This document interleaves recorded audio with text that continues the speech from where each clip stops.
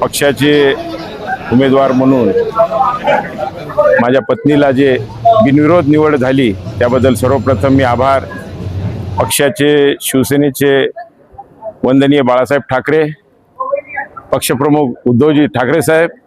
तसेच आमच्या मित्रपक्षाचे राहुल गांधी साहेब यांचे आभार मानून मित्रपरिवारांचे आणि जिल्ह्याचे लाडके खासदार संजय जाधव साहेब, परभणी विधानसभेचे आमदार आदरणीय राहुल पाटील साहेब,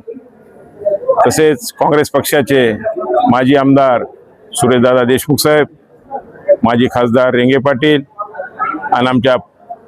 सभागृहाचे सिनियर भगवानदादा वाघमारे,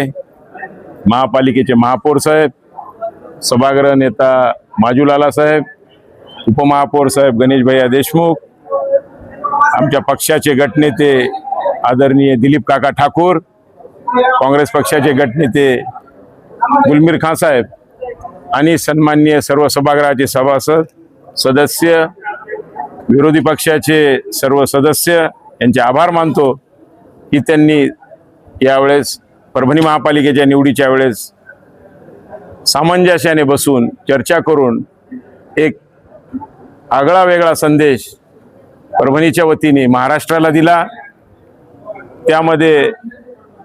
महिलांना प्राधान्य दिलं याचा आम्हाला सगळ्यांना अभिमान आहे, कारण की 11 पैकी 7 समित्या जवळजवळ महिलांकडे दिलेल्या आहेत, जेणे की परभणीची सेवा करण्याची संधी सगळ्यांना मिळेल। आणि विशेष म्हणजे महापौर साहेबांचे व सत्ताधारी पक्षाचे आभार एवढ्यासाठी मानतो की त्यांनी subscribe now and press the bell icon. Never miss an update.